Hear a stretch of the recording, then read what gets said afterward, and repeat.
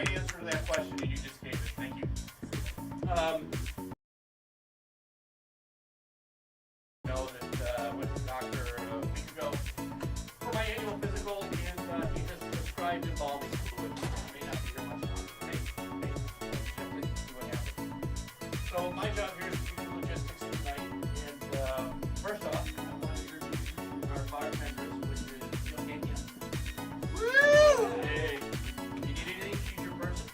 Also, as I understand it, the bathrooms here are probably not in great working order, but there's more out this door and then into the main bar area. So if you need utilities, that's the best place for it. Next item is this is a 1 drink minimum event, which you want to take into account that bar, and we'll take care of that. And other thing is the exit.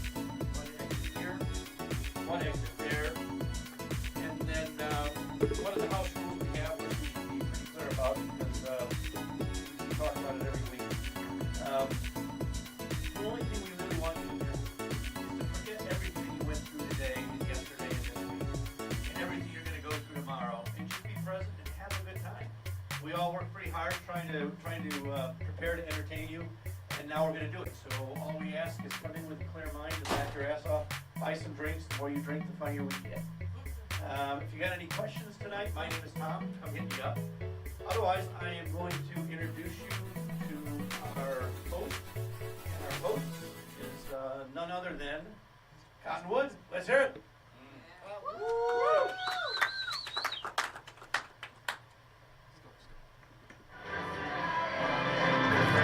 Good. Hi, everybody. Thank you, Tom. Everybody, put them together one more good time for Tom. Aw. Look at him over there. Looking like he's got a credit score above 415. I hate it. I hate it so bad. How's everybody doing? I forgot to ask one thing. What's that? If you could all move up front, that would really Oh, help us. come on in so I can see your beautiful faces. Come on over. Sit next to me. Sit right here. Sit right here. I love it. I love it. So, how are we all doing? How are you doing? How are you doing tonight? Doing well, thank you. Good, good. I'll tell you how I'm doing. I got a suspicious activity alert from my bank the other day after putting money in my account. You all, that's how I'm doing. I paid a bill on time and they called me. They were like, that's not you. It hurt my fucking feelings. What else is going on? What else is going on?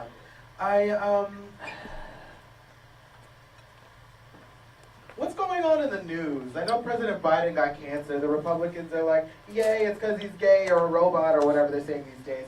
And then the Democrats are like, we wanted to be the ones to kill him, you know? We were going to complain him to death.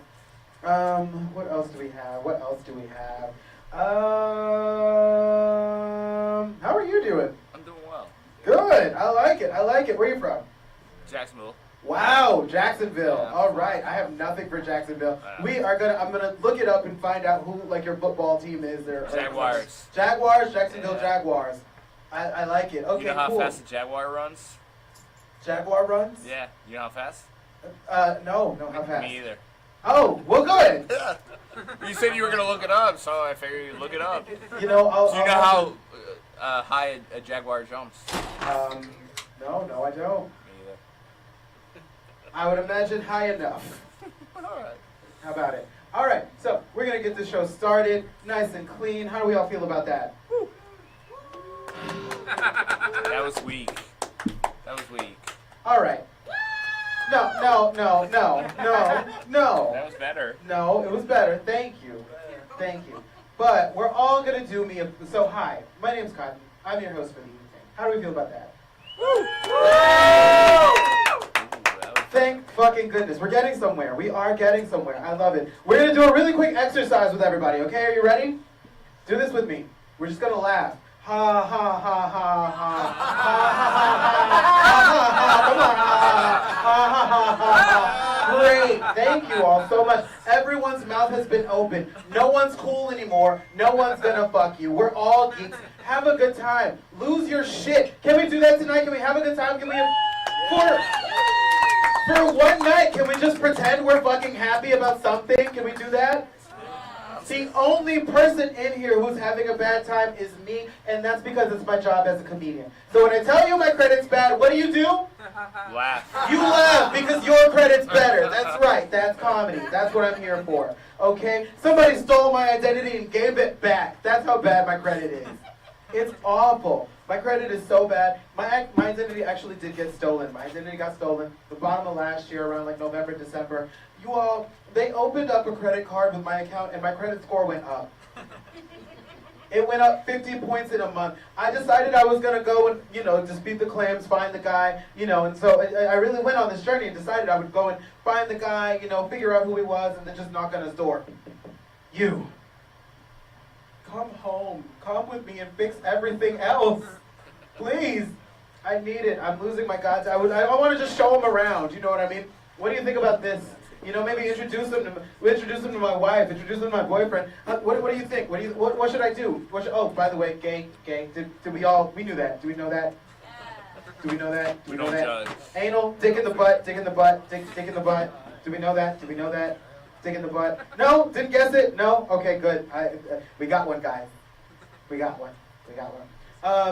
Not super crazy gay, though. You probably wouldn't guess it from my sweet little voice. I am a top. Do we know what a top is? That's the one. Okay, so when two gay guys are having sex, there's one that's doing the pushing and then one that's doing the pulling, right? Does that make sense? Do we get it? Yeah. Okay, awesome. Fabulous. All right, cool. So one's doing the pushing, one's doing the pulling. I'm the one that does the pushing, unfortunately. Yes, that's right. I'm the one that's getting shit on every night by my husband. Does that make sense now? Do we get it? Are we all clear? Okay, awesome, fabulous, phenomenal, great. Okay, what else are we going to talk about?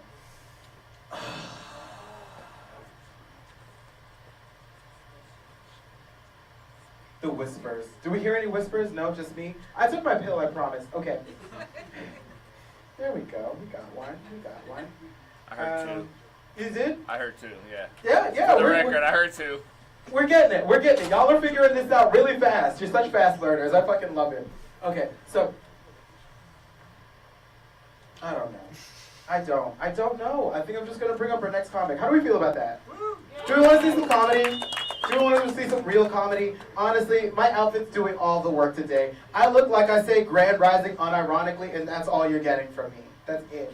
All right, so cool. We are going to move this show right along. Everybody, this next comic coming to the stage writes advice on tip dollars at the strip club. Put your hands together right now for Bradford Ames.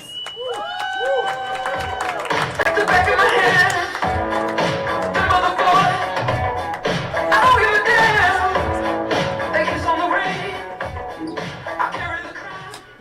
Very nice to see you. So, I'm not sure I ever experienced the same type of existential dread in daily life that I do when the Domino's pizza tracker switches to quality check. Does that make sense? I didn't mean to order a Domino's pizza, for example. I think one night what happened was I forgot what pizza looked like. Okay, I couldn't remember what pizza looked like, and so what I did was I don't use things like Google or image searches of some kind, because like why would I search a database that also has photos of Bill Maher in them? So all I could think, and then all I could think to do is maybe I try to draw it, and my memory of the pizza would come back, right? But all I kept drawing was just the Teenage Mutant Ninja Turtles. And instead of drawing them like eating the pizza that they love, I kept drawing them like just talking about and being like excited for pizza. Like I just couldn't remember what pizza looked like, and I just wasn't getting there. And every time it kind of got close to the Ninja Turtles like about to eat this pizza, it would kind of devolve into this weird like, I don't know how to put this, like Teenage Mutant Ninja Turtles like erotic fan fiction. Does that resonate with anyone? Basically like I don't really want, like Donatello had this weird kind of kink where he would like choke himself with a plastic straw. and his safe word, his safe word might have been cowabunga. I don't know. I never let myself draw that far. So without having the pizza, without being able to search, without being able to draw, I thought, well, what I'll do is I'll just call Domino's and ask them what pizza looks like, right? I wasn't ready to like order yet, so I just described this to the person on the phone, and they said, oh yeah, we actually get this all the time. Like we get it. Like Bill Maher's a weird looking dude. Like it makes sense. So she describes it to me. She describes the pizza as this. She's like, it's a circular, like bread-like crust. There's some tension around like how thick it should be, right? You put tomato sauce on most of the circular crust, but leave some of it exposed. And then on top of that, you can't really even see the sauce because there's melted cheese on top of that. You can see a little bit of the sauce, but you can still see the crust. And I said, listen, like I really appreciate you taking the time to make that description, but that could describe literally anything. Okay, that could, I literally, I recorded it. I sent that recording to my friend who's a sketch artist. All he drew was a picture of Donatello choking.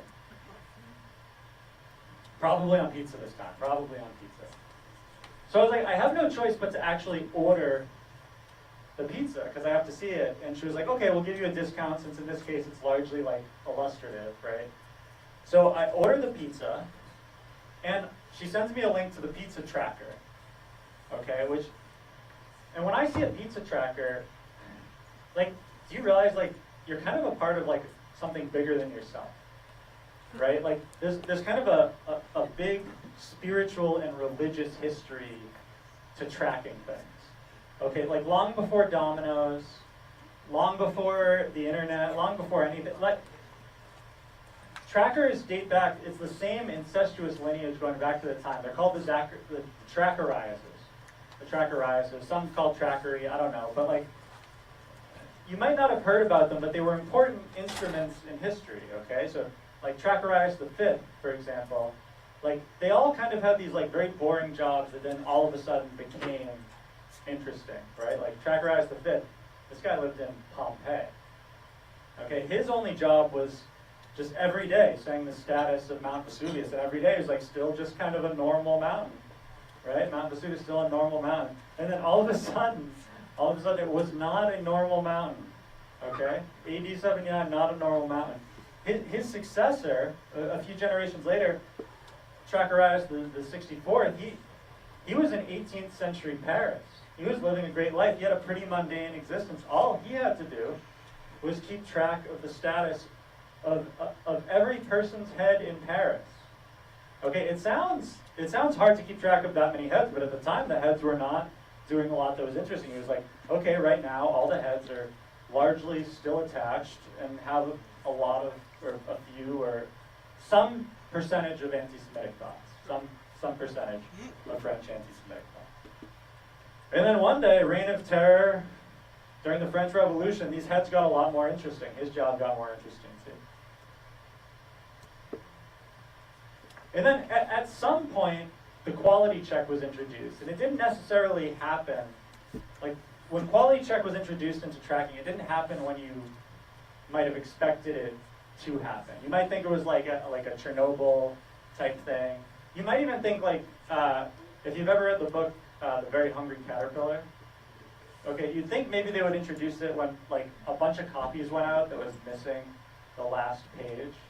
Okay, and if you've read The Very Hungry Caterpillar by Eric Carle, the children's book, without the last page, it is just a story about a caterpillar that eats himself to death and builds a coffin for himself, and then that last page, when it's a butter, very important to the plot, very important. But then they actually introduced the tracker, the quality check portion of tracking in 1998 when you least expect it. There was someone responsible for tracking who won the awards at the 1998 Nickelodeon Kids' Choice Awards, and there was a big issue, okay? The award for favorite animal star went to Salem the cat, who was played by a puppet. Okay, a puppet beat out real animals, a real dog who played Air Bud, a real whale who played Free Willy, who won the year before. Quality check was introduced soon after that. So present day, were dealing with the Trackerias. He called himself that. He was a little bit rebellious, okay? You know, if you have a long incestuous line of people tracking things, at some point you're gonna get a little bit of like a rebel in the mix. And he looked at everything carefully, conspiratorially, okay? So my pizza goes into the oven. I'm trying to imagine it. I can only picture the oven.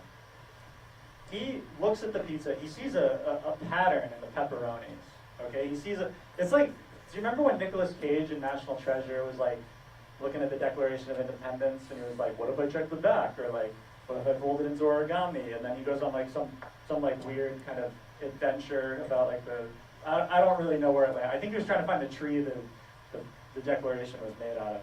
But ultimately, he looks at it and he realizes it's the founder of this Domino's who's sending a message, okay, in the pepperonis. At least that's what he thinks. And so, I should explain something. I can't afford Domino's, so I was going to a Domino's reseller. Okay, this is important to the story. I was going to a Domino's reseller. It was called like Tumino's or something. It was a local business. It was run by this guy named Mr. Tumino. He was a disgraced Brooklyn magician. The reason I bring him up is he had like a local ad or a local billboard of himself portrayed as a cartoon superhero. Okay, like have you seen like trucks, like moving companies with like a local business owners, a bunch of local business owners portraying themselves as superheroes, and then like, yeah, I don't know, but he was one of them. So basically, I guess what I would say is there was Mr.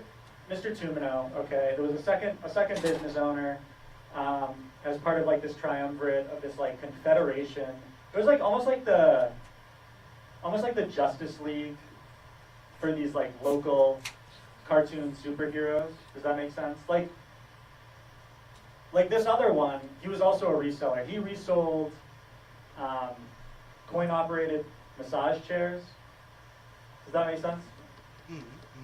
And then there was a third one as part of this triumvirate. He resold, what did he resell? He resold doors without knobs. Does that make sense? I know a lot of doors are supposed to have knobs. The ones he resold, it was like a niche product of resold doors. Like when you look, like, you know those doors that have like the little slit where someone just puts their eyes to it and says like, what's the password?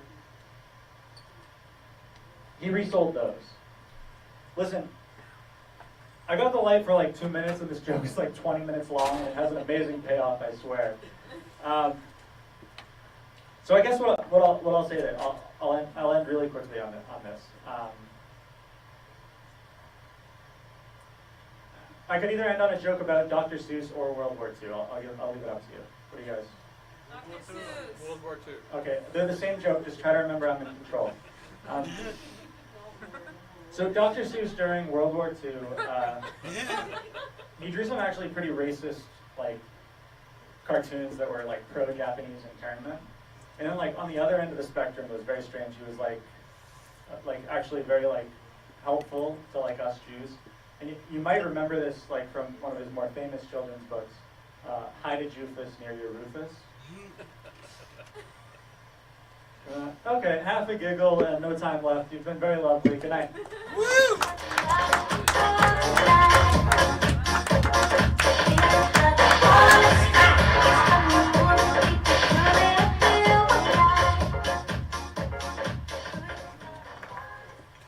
What do y'all think of Bradford Ames? Is that awesome or what? Very good, yes, absolutely. Having the time of my fucking life. You all, what's going on? What's going on? What's going on? I'm not feeling well. I'm not feeling well at all. I ate some ass recently, you all. I ate some ass recently. And I don't think it was cooked all the way through, you guys. I don't know. I'm not feeling great. I'm not.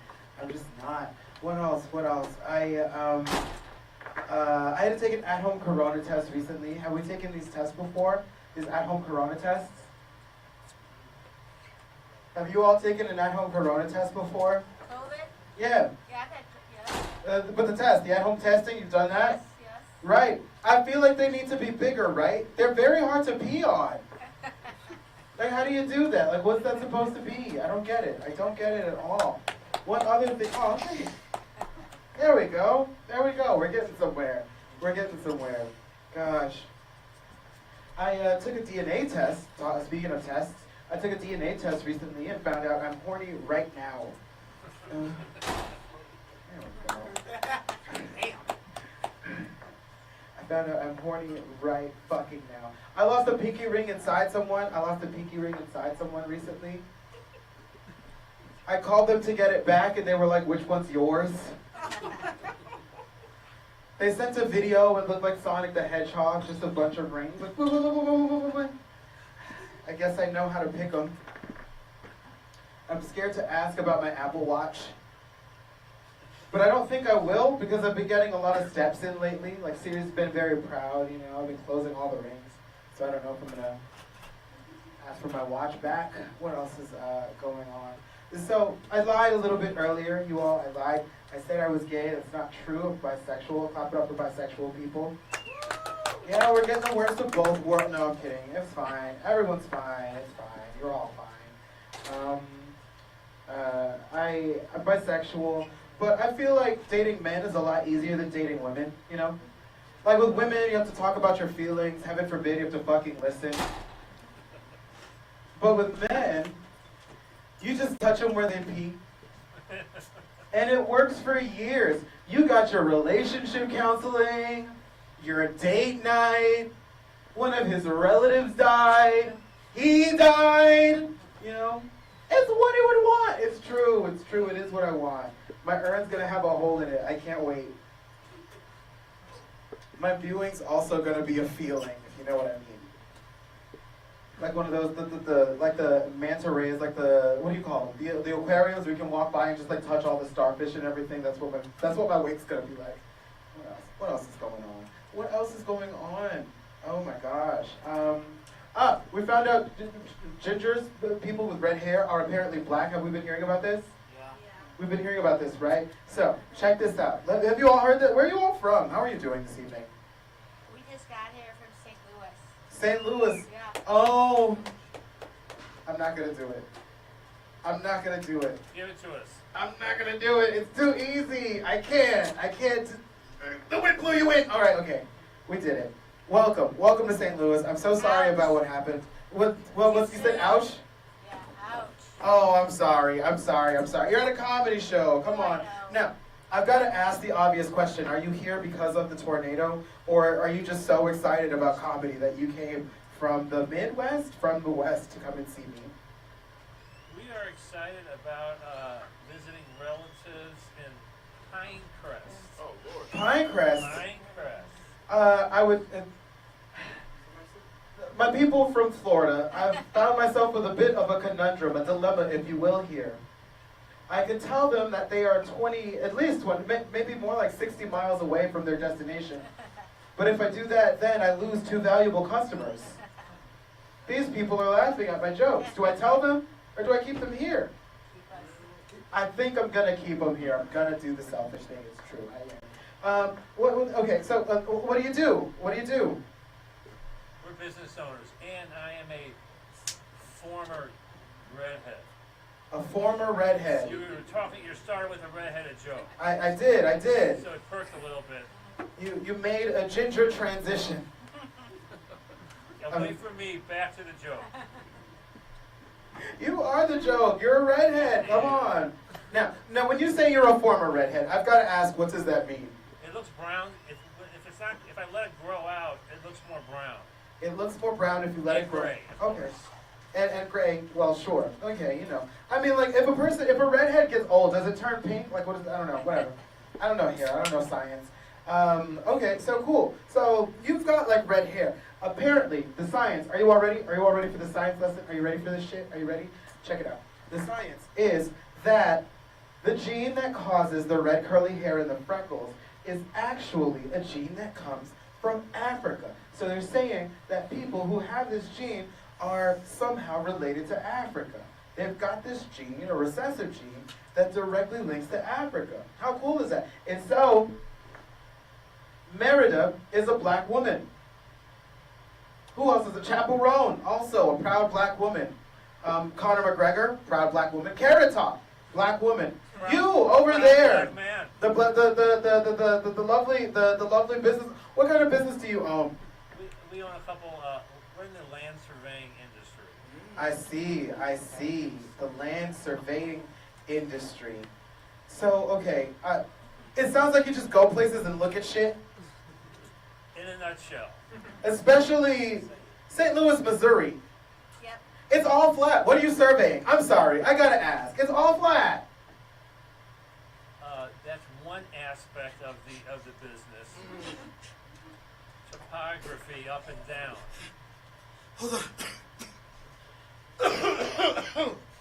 The smell of that bullshit. No, I'm kidding. No, it's real. I know it is. It's real. Are we all having a good time? Put your hands together if you're having a good time, please. Okay. I'm working hard up here. I hope you like it. I've been awake since 5 this morning, you all. I've been awake since 5 this morning and only drunk for like 4 of those hours. You know what I mean? I had to sober up so I could leave work and come here. It was not easy. It wasn't. It wasn't easy at all. Okay. All right. We're doing this. We're doing this. We're in. We're locked in. What are your names? Can I ask your names? Should I do that? Should I do that? Should I ask your names? You're not running from the law, right? No, we're not. Okay. Great answer. I won't ask your names. It feels weird, and I won't be able to use this footage online. So what I'll do is I'll say, okay, so you're land surveyors, right? Correct. Very cool. You survey the land. There's a topology of it. That's not the topology. The topography. Yep. Topography, not topology. Boom. Got it. The topogeometry of it. I love it. Okay. And so what else is there? What else do you do? Property lines. Property lines. I see. I see. Very big in Europe. Y'all would be great in Europe. Property lines. I feel like it's all still super. Okay, great. So we're going to move on. That was the worst 6 minutes of my goddamn life. Everybody put them together for the St. Louisians. The St. Louisians. I just made that up. It was nice, wasn't it? Yeah. The St. Louisians and their ginger transition. All right, okay. So I'm feeling pretty good. Are you all feeling good? Are you all drunk? You gotta hurry up and get drunk. Listen, you all. Listen. I'm gonna be very real with you. Are you ready? Are you ready? Are you ready? Are you ready? Are you ready? Are you ready? We ready. I'm gonna be very real with you, okay? We use this show, we do a 1 drink minimum, okay? If you bought a ticket, you're eligible for 1 free drink. But what I need you all to do so that we continue to have this amazing show here at the Sandbox, I need you to run that lovely lady. Everybody put them together for your bartender, Eugenia. See Eugenia over there? You see how she's not hunched over? You see how she's not limping everywhere? Okay? That's a problem for me. I need you all to run her ragged, ordering drinks. I need you to have her crawling out of here, all right? Do you understand what I'm saying? I need you to have Eugenia leave this place looking like George Santos after a jury trial. That's what I need. That's what I need for, oh, we do like the political stuff. Do we like the political stuff? Do we want more political stuff? We don't all agree, and I'll find out. I'll make sure of it. Let's see. What else do we have? Political stuff. No, I don't want to. No, I don't have any. Never mind. Never done a political joke in my life. All right, so let's move on. Are we all ready for some more comedy? Brilliant. Okay, very good. So, this next comic coming to the stage, masturbated so hard his phone went into driving mode. Everybody put them together for Big A!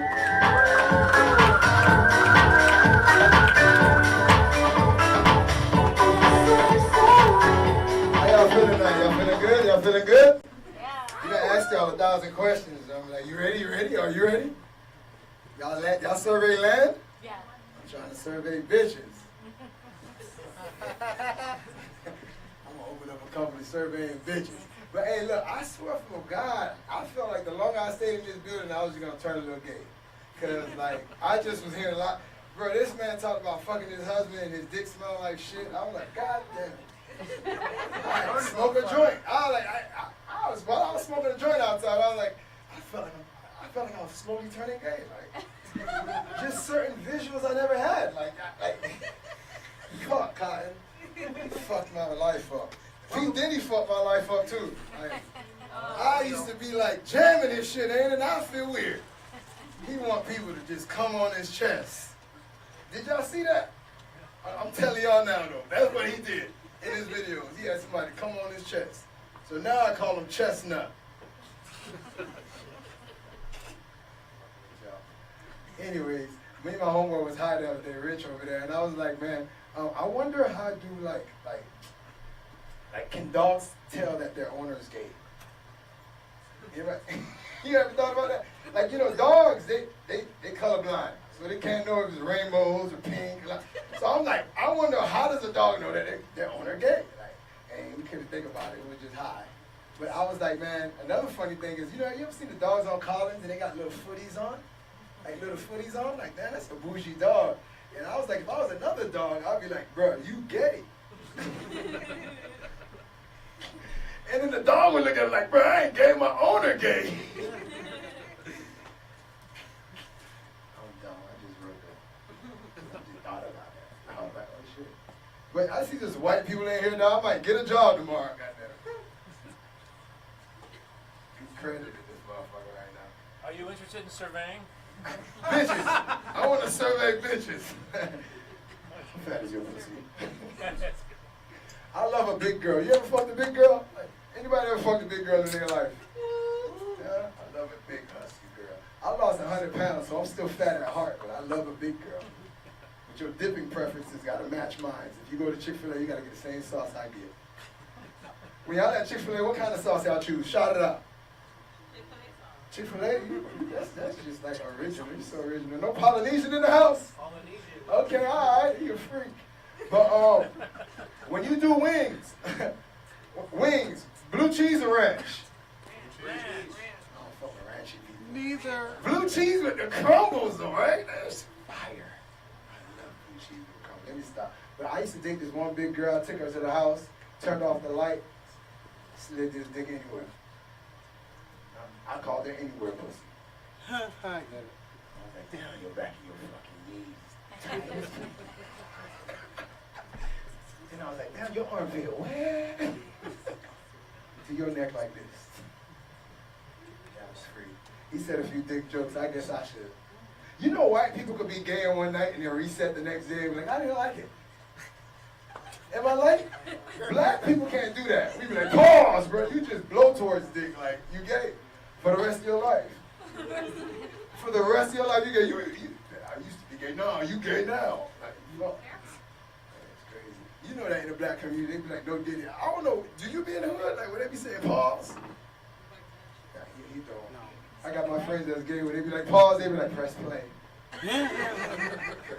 Fast forward. Actually, the fast forward. You want to get through it quick. Yeah, get it off for cotton. Boy, that boy said his husband shit on him every night. I was like, damn, is that romantic?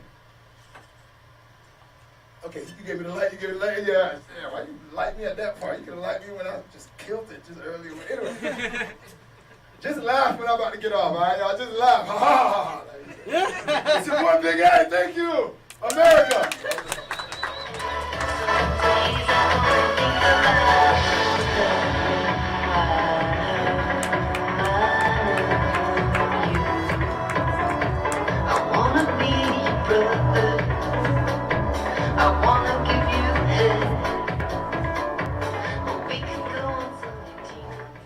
All right, one more public service announcement. Before I do it, though, as Khan's husband, I resent some things. All I can tell you is, it's all true, but I never thought you'd all hear it. So, anyway, I am going to do a couple of public service announcements before I do that. I actually want to talk just for a minute about, not even a minute, about when I used to ride a motorcycle in California. In California, when you ride a motorcycle, you are allowed to split traffic. What that means, if you haven't seen it before, is it's totally legal to ride between the lanes anytime you want on a freeway.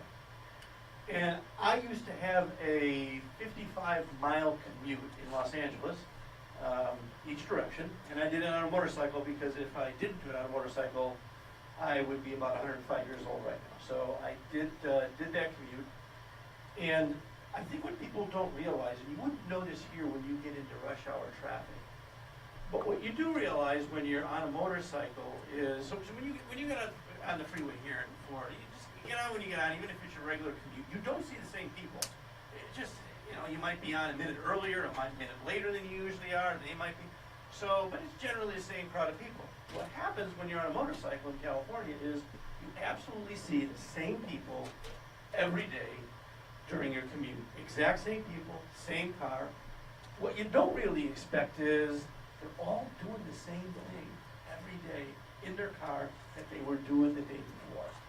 So the Ford is on their phone, the Toyota's arguing with somebody in the back seat, the pickup truck, he's jerking off. I gotta confess, I usually slow down for that one. Being a minute or two late, whatever. I could always make it up and go a little faster after that. So the pickup truck was awesome. I felt like I knew him. I kind of did know him. And then the other thing that I would see, and that was pretty frustrating, really frustrating, is people drinking coffee. And you gotta understand, when you're on a motorcycle, you're wearing a helmet. So you can't drink coffee.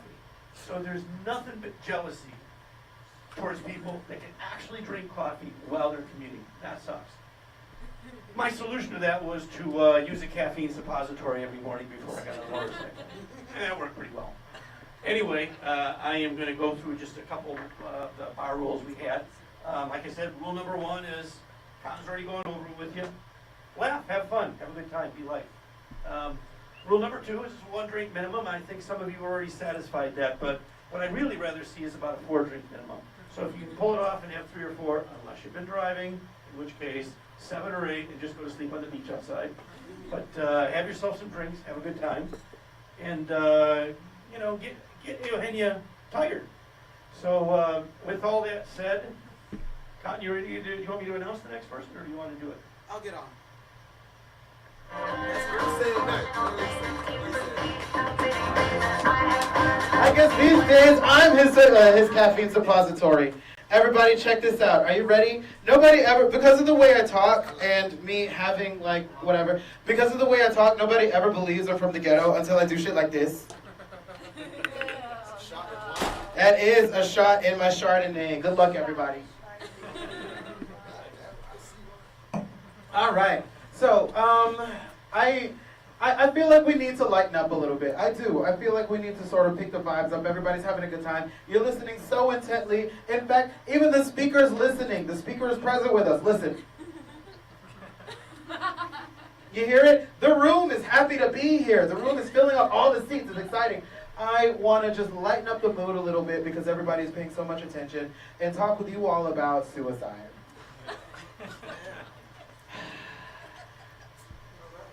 I want to talk with you all about suicide. So I should tell you all to start this off, I am smart, categorically smart. Everybody say, ooh. Ah, yes, my IQ is 154. Everybody say, ooh. Ah, when I was younger and people would ask, Cotton, are those shoes or sandals? I would know the difference. That wasn't because I was smart, that was because I was gay. Everybody say, ooh, gay. All right, so cool. I am smart, categorically smart, super duper smarty pants or whatever, I guess. At least that's what my grandma says. That means I have smart friends, right? My friends are also categorically smart, and that means that my friends want to kill themselves. That's right. My friends want to kill themselves. None of them want to fucking be here. I feel like I am the happiest person I know, and it's very scary sometimes. I call my friends, and okay, so how would I say this? Okay, so when, I guess I should start by asking, have we ever had to talk somebody off a ledge? Have you ever had to do that? Have you ever called somebody and they've been in crisis, or had somebody call you when they're in crisis? Has this happened? We've had this all happen, right? Clap if you've ever had somebody call you when they were on the fucking brink. Clap your hands. Clap if that's you. Okay. Awesome. I happen to be that friend sometimes. I'll call them. I'll be like, how are you doing? Stupid question. Never ask anyone that. How are you doing? Ever. How are you doing? And they'll be like, I can't do it. I can't fucking do it. I can't do it anymore. I just can't do it. And when somebody wants to kill themselves, there's a bit of a script, isn't there? right? Like there's a bit of there's like a litany of things you want to say, right? Isn't there? Where it's like, no, don't kill yourself. You're so smart. You're so pretty. You owe me $30. Like, don't go, you know? And then, you know, it leaves them with a decision to make. I can tell you about 2 times I've had this happen. And then one of the other things I learned you got to do if a person is experiencing crisis, you can't deny their reality. You can't deny their reality, right? If a person, because it'll isolate them further, okay? And so these days when my friends call me and they're like, Cotton, I'm just so sad. I feel so fat, you know? I'm like, yes, you are fat. Yes, yes. The phone gets heavier when you text me. Yes. I know 4 fat people and you're 3 of them. Yes, yes, yes, it's true. You are Fatty McFatterson. I just feel like people are watching me and they're not happy. We are watching you. There's a camera right behind you. You don't see it? We're disappointed all the time. You know? Just really lean into it and see if it helps. Okay, so we're going to continue this story, and I'll tell you about one friend who made it and then another friend who didn't make it. Are we all ready for that? We're ready. Great. Which one do you want to hear about after this next comic? Do you want to hear about the one who made it or the one who didn't? You want to hear about the one who killed herself? Oh, you want to hear about the guy who did kill himself? All right, I'll tell you about both right after this next comic. This guy never wants to kill himself because he's not smart at all. Everybody put him together for Zach Newford!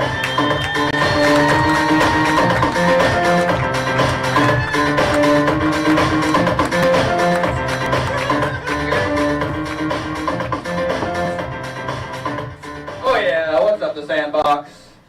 Give me some energy, you guys. I love you guys. Oh, I need it so bad. Today was a bad day. My phone didn't unlock because I had a breakout so bad it didn't recognize my face. Shit. Tough start. I'm not from here. From a small pueblo in northern Mexico. Yeah, San Diego. My first words were 2 tacos, please. Let's go. Oh, but for me, not so spicy. I can barely handle a red onion. That's my limit. My girlfriend is here. Illegally, I should have told you. Oh, damn it. You can still clap for that, too. It's cute. It's cool. But she's very unlucky. My girlfriend has a tattoo, and now she can't get a job anywhere in El Salvador. Sorry, little Miss 13. Too bad. She's very spicy, very sexy. She's half Colombian, half silicone. Yeah, that's my Pablo Escobar-bee. Oh, yeah. Don't worry, you guys. Nothing I say offends her. She doesn't speak English. Her love language is citizenship. She is teaching me some Spanish. I call her mi amor, which means my love. She calls me pendejo. Her love, same lyrics. It's different dating a Latina. Everyone has a girlfriend. It's nice, happy. Latina, a little bit different, okay? Your girl, she'll give you the silent treatment sometimes, sir. No, my wife will not give me the silent treatment. Wow, how's that under control? That's what happens when you're a big-time surveyor, I guess. You're going to talk to me. I've been surveying land all day and it hasn't said a thing back to me. I was fucking genius. Had to prove to Cotton that I'm smart. Come on, Dad. This next part of my act's very experimental. I warned you. I was driving down the street. I saw a sign that said, "No turn on red." Thank God I'm just on drugs. Oh, this lady was auditing me. She was coming after my tax dollars. Oh my God, she wouldn't take no for an answer. So I had to do what I had to do. I dug up in my savings and I bought some anthrax. Send it here. My late grandma used to take us to church every Monday.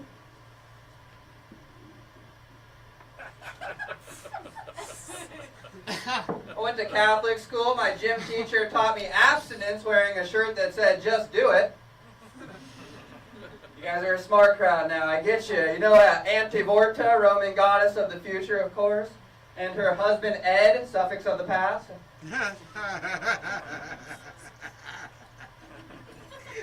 So I'm on a very simple diet. I only eat foods that I can pronounce. Yeah. I just really miss acai bowls. I bought a $2 bottle of wine, and on the label it said, may contain grapes. Ooh, I hope I'm one of the lucky ones, you know. I'm very lucky. I was just in the bathroom and they have a slot machine. Every time I put a quarter in, I won another tampon. So I gave a speech at a wedding. They said I should have just gave a gift. And at the wedding there was a baby in a suit. He was so cute and getting so much attention. You would think it was his wedding. And not just the one that he caused. That's where weddings come from, you guys. Give it up for loveless marriage. The groom, it was cool. The groom, he said I do. He did. It was just when the priest asked, does anyone object? Fuck, I do. Yeah. My aunt with diabetes was there. She was making fun of my dance moves. Look, I'd rather have 2 left feet than 1 foot left. But damn could she dance, you guys. She put the beat in diabetes. Whoa! Just had a little trouble with the hokey pokey, you know. It's tough to put in what's been cut off. I know. That's low blood sugar. My uncle was showing me a magic trick, and he started choking. Yeah, got real bad. The ambulance comes, and a medic pulled the 10 of spades out of his esophagus. She handed it to me and said, is this your card? It wasn't my card. Yeah, he wouldn't have died if the card was just a little bit smaller, they said. You mean like the 7 of hearts? Look, guys, if you guys can't relate to any of these jokes, just imagine that you can. How would you? Kangaroos have 3 vaginas. Yeah, imagination's good there. That's good. You didn't see that episode of Sesame Street? Of 1, 2, 3. It's the number of the days. You don't believe it's true. Kangaroos have an extra one out back and a 3rd one down under. Learned something new, St. Louis. I say that joke because 3 is a magic number. A magic number. There's 3 Abrahamic religions, 3,000 silly ones. There's Christianity with its Trinity, Judaism, triangles. Islam has 72 virgins, which might just be 24 kangaroos. So a priest, a rabbi, and an imam enter into a single kangaroo. She wasn't single after that. Guys, that's a metaphor for how all the world's religions, we've got the same God, we're just coming at it from a different angle. That's all that is. It was at like this point in my speech at the wedding that they kicked me off the stage. You guys are still in for this. I'm mixed. Anyone else here mixed? Mixed. Your parents are all just twins? That's what you're mixed. What's your mixer? Half Italian, half Chinese. Half Italian, half Chinese. Orange chicken parmesan. Let's go. I'm also mixed. My mom's a liberal and my dad's a Republican. That makes me rich. That's a good mix. I was born exactly 9 months after a presidential election. Oh, God. Yeah, so I guess my parents made up. Hey, babe, let's form a 3rd party tonight. Oh, that's me. Look, I'm embarrassed to know exactly what my mom was wearing on the night that I was conceived. Just a sticker that said I voted. A little patriotic pasty. Well, she's liberal, so she had to. Can't vote twice. I live in Little Havana, or as I call it, Northeast Coral Gables, respectable.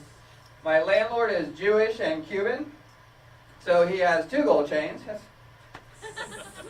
and one of them's real. The other is real. No, but for real, I'm mixed for real. I'm a Catholic and Jewish, a cashew.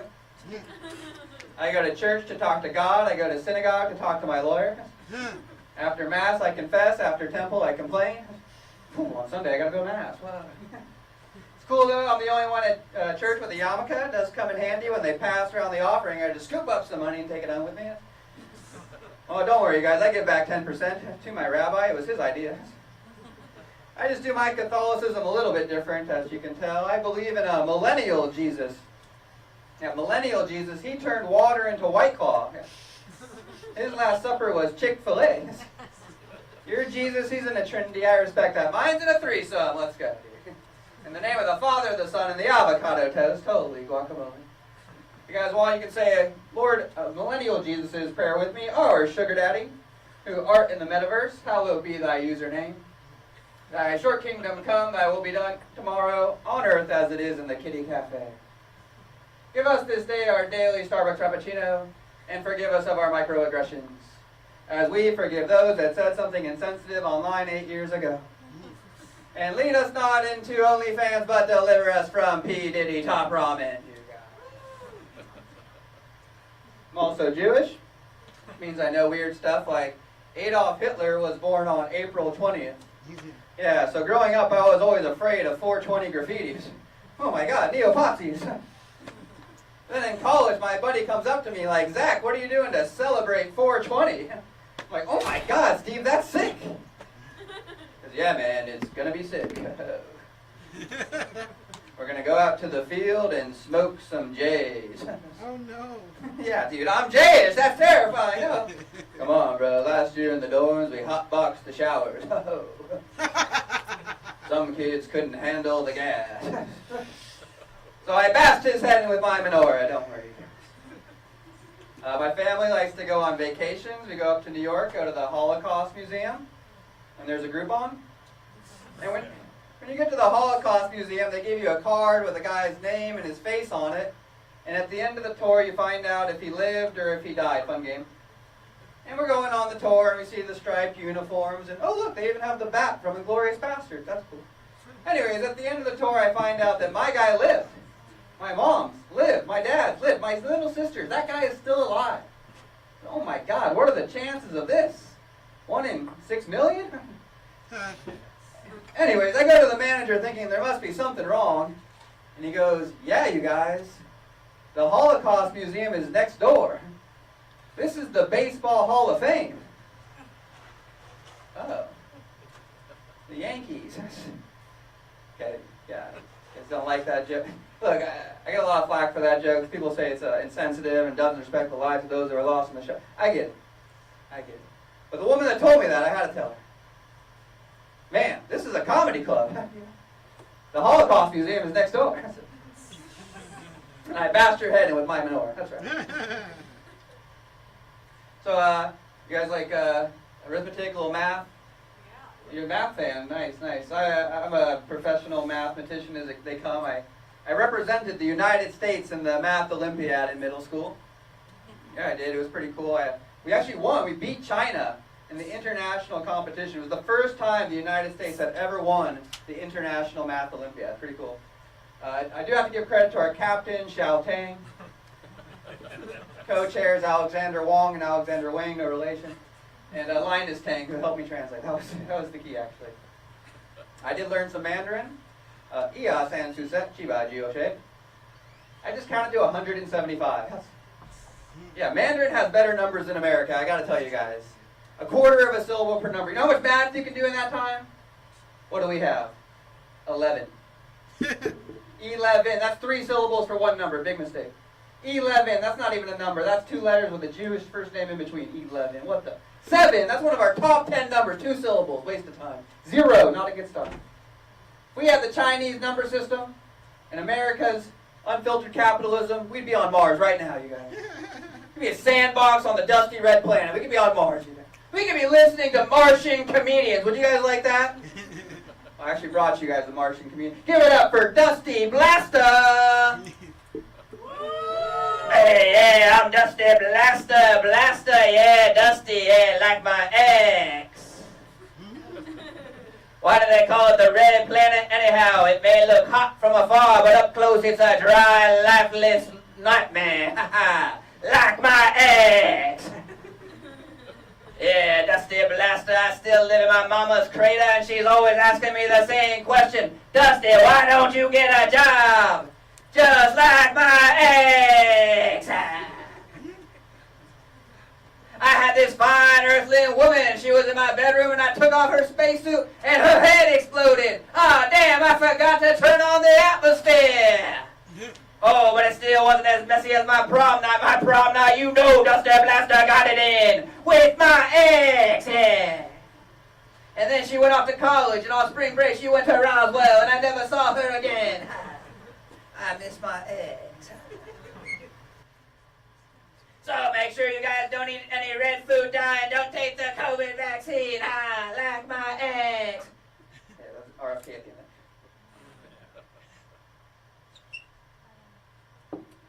So anyways, give it up for Dusty Blaster, you guys. Give it up all the way from the Martian planet, all the way down here, just for you guys. Earthlings, as he'd call you guys. My friends, as I'd call you. I was getting pulled over the other day, and the cop asked me something. He said, oh, I asked the cop. Yeah, I forgot what happened. It was a couple days ago. I got pulled over the other day, and the cop... Fuck, never mind. Skip this whole joke. Anyways, I just watched an erotic courtroom drama. In the end, everyone got off. Yeah, same with me and the cop, but never mind.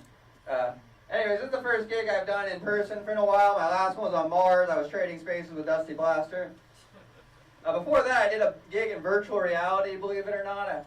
That's what happens when your ex and your therapist and your manager are all ChatGPT. ChatGPT, you guys know that one, right? It's a little chatbot named after Stephen Hawking's favorite catchphrase, Jupiter. Anyways, I'm going to get out of here pretty soon. I got the light, but I do have one grand finale for you guys. I have a grand finale for you guys. This is a moral story I thought I'd leave you guys with, teaching you a little lesson. So, my mom would always say, that's the way the cookie crumbles, which is, it would make sense if her cookies ever crumbled. She always overbaked hers, so it didn't really crumble that much. I shouldn't have told her that. You shouldn't tell your mom she overbakes her cookies. When I did, she threw a cookie right at my head, and when it flew past me, and it hit the football out of the hands of a guy that was coming to collect a bet that I lost. Yeah, that's the way the bookie fumbles. And then a young policeman, he was walking by and he tripped on the football up in the air. He went down on the pavement. He goes and, huh, that's the way the rookie stumbles.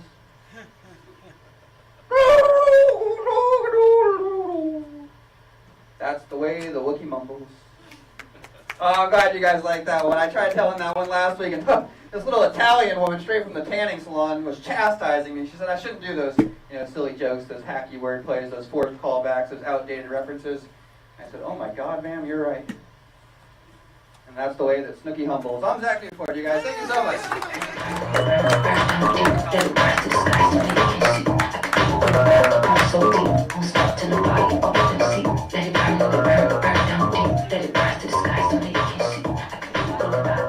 Oh gosh, that was absolutely amazing, was it not? Woo! Okay, all right, okay. Just one more good time for me. Did we not like Zach Newport's joke? There we go. I love it. Listen, we can't all be exhausted.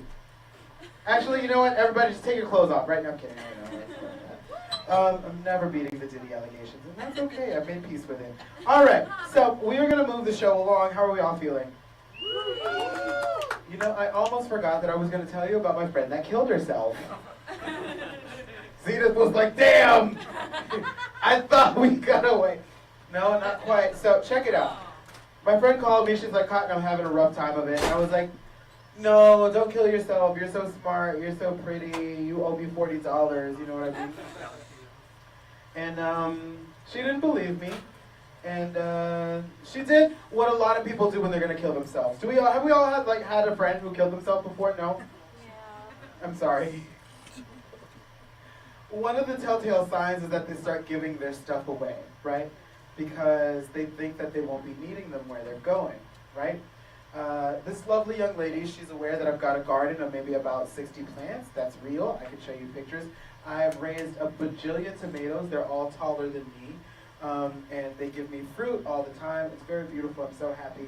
She knew this about me, and so she had a plant that she wanted to give me so that I could continue her legacy after she passed away, you know? And my first thought was, bitch, you do it. You know what I mean? You continue your legacy. Like, it's your legacy. Like, what do you mean you want me to do it? Couldn't be... She couldn't be convinced, and so she gave me one of her cacti and then took her own life. And, you know, I thought about it, and cactus just doesn't work with my garden, so I killed her plant. I killed her cactus. I'll tell you, it wasn't easy, but I did it. I persevered. For her, for my friend that passed away, I made sure that I ended the life of one of the most resilient plants they make. I killed her cactus and moved on with my life, you know. I said my goodbyes. I felt really bad, but I tried to save my friend. I did all the person could do, you know. I thanked her for all the wonderful memories that, you know, we had together, and then her party gift that she gave me, I buried it. Even though it needed sunlight, I killed it. I poured actual wine just right into her cactus. And life went on, you know. I felt really sad, but I did all I could do. And 7 days later, I got a phone call. And I barely recognized the voice. You all, do you know who it was? It was her. Her attempt had failed, and she had gotten a lot of therapy and was feeling much better and was so happy, you know, and she knew what she wanted to do with her life. And she was wondering, you're probably guessing what she's wondering. You probably know what she's going to ask, what she asked. She asked, where's my cactus? Where's my plant? Where's your plant? That's such a good question. Where's your plant? Oh my God, I love it. It was so stricken with grief that it decided to join you? It was the best I could do on short notice. Now I owe her $40. All right, we're going to bring up our next comic. But while we do that, I'm actually going to have my lovely DJ visit with my email. Yeah, that's right. We're just going to walk through it on stage. It's fine. And, okay, so once the person is ready, we're going to do that. Yeah, you got it? You're so good at this. Everybody, put them together for my DJ. He puts up with my shit every week. He does. He puts up with my shit every week. Am I difficult? Yes. You heard it here first, folks. Anyway, welcome to this. No, I'm kidding. It's fine. It's fine. I know how I work, and I'm okay with that. All right, so cool. We've got an amazing performance for you. We've saved the best for last. I'm so glad that all these people are here. Are you all ready to have a good time? Are you all ready to laugh? Have you been laughing? Have you all been laughing so hard your IUD shot out? Good, because this next comic is going to blow your minds away. This isn't a comic, it's a comedian. It's a comedic drag act. Are you all ready for some comedic drag? Yeah. Awesome. Should we hit it? Yeah. All right, then let's hit it.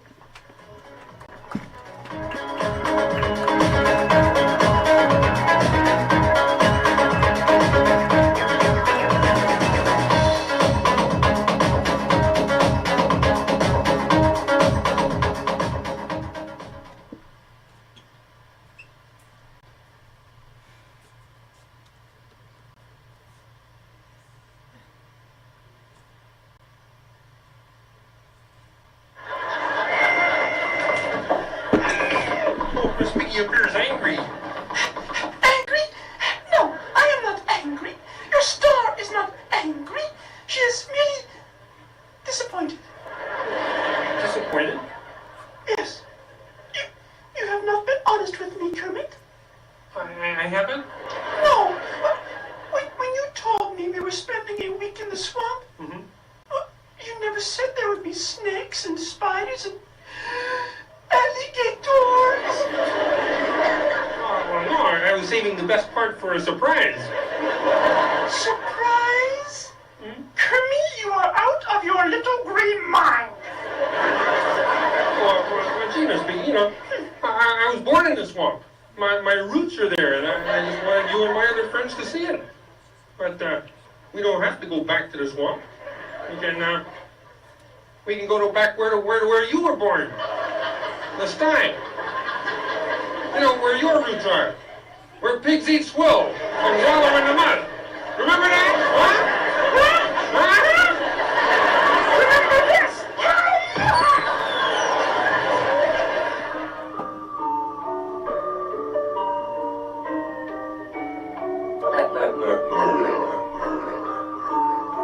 I let the go red, cause I felt like it. Put me down and out.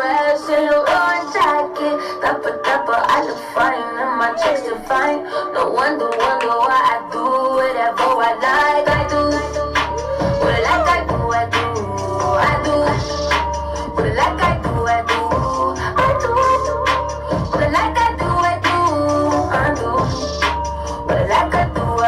Hey, I think 'cause bad bitches is a gift from God. I think you broke hoes need to get a job. Now I'm a boss, I write my own name on the checks. Pussy so good, I said my own name during sex. I might smack a bitch 'cause I felt like it. Gucci shoes and a belt like it. Said the party is his favorite fragrance. I'm a rich bitch and I smell like it. I'm in a boss bitch mood. Hey, these shoes are Givenchy, all these are some boss bitch shoes. You ain't no boss bitch move. Hey, for the record, I said record sales. I like living in it, not in jail.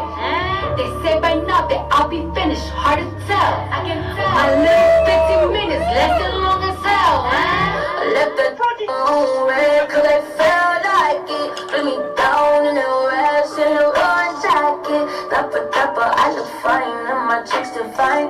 No wonder why I do whatever I like. I do what I like. I do. I do. I do what I like. I do. I do. I do what I like. I do. I do.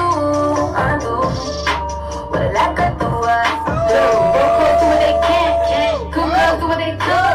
Bad bitches do what they want. That's what bitches so cold. I'm a gangster in a dress. I'm a bully in the bed. Only time that I'm a ladies when I ladies host to rest. The group is ruthless, but I get top of it. I'm provocative, it's not provocative. 80K just to know what time is it. Cardi rockin' it, call right stocking it. Spend what I want, ain't no limit. I say what I want, I ain't never been timid. Only real shit comes out my mouth, and only real don't win it. Leave his text on red, leave his balls on blue. Put it on airplane mode, so none of those calls come through. For my ladies, don't you give these projects none. If they can make you richer, they can make you cold. I left the on red 'cause I felt like it. Put me down in a rash in a orange jacket. Dapper, I look fine and my chicks to fine.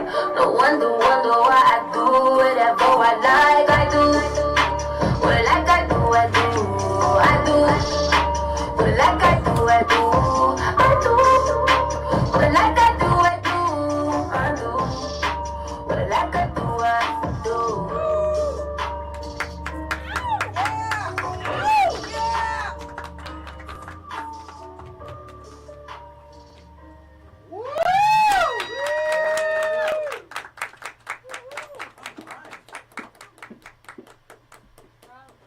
That was absolutely phenomenal!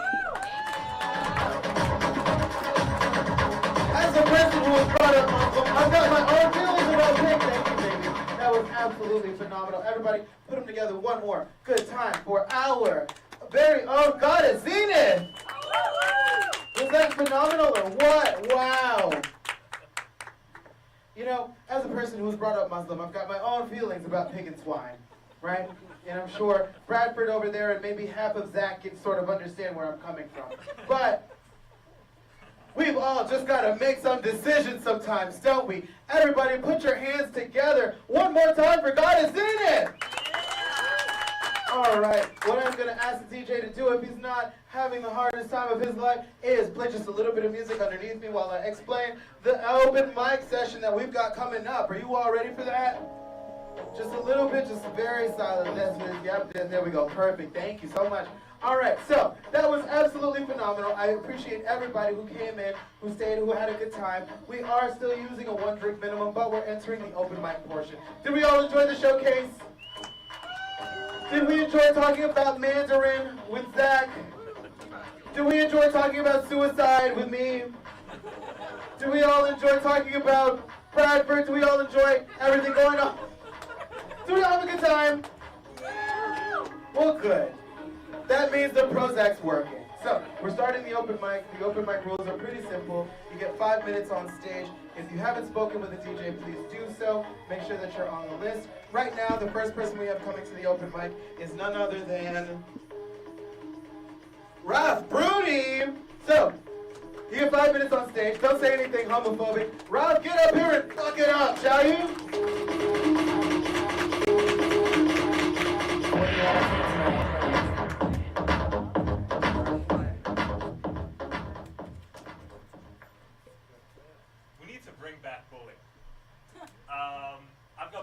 life because I'm extremely skinny. I make Flat Stanley look like Lizzo. I make Snoop Dogg look like Rod Wave. My dream is to become a comedian and an actor, and someone approached me for, a role. They wanted me to be in a Make-A-Wish commercial, so, hey, at least I'm getting some work, right? But the worst I ever got bullied was my senior year of high school. I'm on the bus, I sat at the back of all the cool kids, and we were debating what was the best Marvel movie. So some people said Avengers, some old head said Iron Man, and then it was my turn. Hey Raph, what's your favorite Marvel film? Let's be honest, I'm more of a DC guy. The whole bus became silent. It was like if the school shooter met the deaf kid. That's how silent it was. And there was one kid at the front. The kid always had his hoodie on, never spoke. Even he turned around. He looked at me. He probably had not enunciated a syllable since kindergarten. He looked at me and says, "What the fuck, man? You like DC? Dude, what do you watch, Aquaman? You sit down after school, you're like, man, let me watch Jason Momoa and Aquaman." So that was the worst I ever got bullied. But yeah, DC. Yeah, I that bullying for that time I said I like DC more than Marvel. That was worse than Gal Gadot's acting in Wonder Woman. So right now there's a lot of news right now because Bill Belichick, famous football coach, has a lot of Super Bowl rings. He's 73 and his girlfriend's 24. A lot of people are talking about it. It's in the tabloids all day. And it's my deepest fear. So I wonder what his kids think about it and what her parents think about it. My deepest fear keeps me up at night is what happens if my mom came back one day, come back from college. Hey Rafi, I met someone new. I hope you don't mind, he's a lot younger than me. And then I find out my mom's new boyfriend is one of my old friends from high school. That's my biggest fucking fear. Like, I see him and I'm like, we used to be in history class together. We used to study about Romans and Trojans. And now you roam around my house in underwear and using Trojans on my mom. So, it's like, times have changed. And it's funny, it's like, sometimes I think to myself, if I fucked my friend's mom, it would be like in Star Wars, Revenge of the Sith. When Obi-Wan says to Anakin, "It's over. I have the high ground now." Like, you have the high ground for the rest of your life. He beats you at video games, I fucked your mom. He's like, "Hey man, you forgot to pay me back." "Hey, I fucked your mom." Like, he literally cannot say anything to you. And sometimes I think to myself, like, it would be cool, if I had a younger stepdad, we could go play basketball together. We're playing on the court, pose up deep, he shoots a deep three. Then, we have a friendly game, we go back home for dinner, we have a few beers, then he goes back home and then he puts his dick deep into my mom. But, it would be interesting. And sometimes I think to myself, one letter can change everything. Just one letter in a word, right? It's like a kid named Angus. You take the G out, his name is Angus, right? And I remember once I was playing soccer. I played soccer in college. And it's a hot summer day. The semester was coming to an end. I was wearing these super short shorts. I was trying to make magic goals like Messi, but look more like Magic Mike. And I fall down to the floor with an ankle injury. And I'm there, I'm in pain. And there's one of my teammates who's a part-time ENT. He's in a medical school. And he comes up to me, and I couldn't really hear him for all the pain. And he was like, "Hey Raph, don't worry, don't worry, don't worry. I'm going to give you AIDS." I was like, "Wait, what did you say?" He's like, "I'm going to give you AIDS. I got the first aid kit." I said, "What did you say?" "I'm going to give you AIDS." "Oh, okay, man." That S changed everything. I was scared for a second. I'm in these little shorts. But it reminds me once. So I was once on a date with this Jewish girl, having a great time or whatever. We started talking about our family history and our past. She's telling me what her grandfather did, and we talked about my dad and then the mom. And she asked me, "So what was your great-grandfather's name?" And I started sweating bullets. My dad's 81, he's Italian. And besides what I said before, that one letter can change a word, one person can change a name. The name Adolf, for the rest of history, is never going to be a good name. My 81-year-old dad, his great-grandfather, obviously born before World War II, his name was Adolfo. So she goes, what's your great-grandfather's name? And I became like Ace Ventura, Pet Detective. I like, you know, like when he speaks in the rewind, like, I was like, Adolfo. She goes, sorry, what is his name? Adolfo. He goes, what? Say it. Adolfo. I tried to say like in the most like non-suspicious way ever. And I was like, yeah, he was born before World War II. So yeah, it's that's a little law that you have to remember. It's like cotton woods. You're gonna take out the D, and I'm gonna give it back to the host. Cotton. Cotton wood.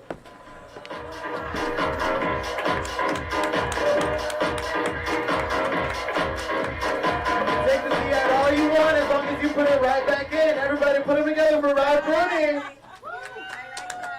Thank you. Put it right back in and then pull it out slightly slower and then put it back in really fast.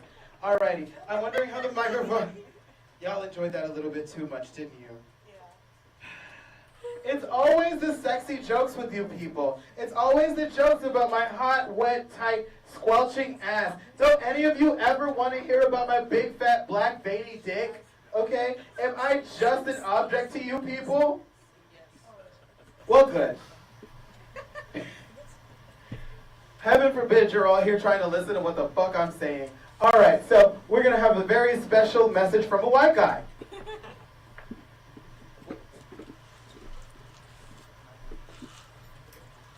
Well, let me start out my message by saying, how do I say this? It is big, it is black, it is veiny. I'm not telling you what I'm talking about, but you could probably guess. I've just heard.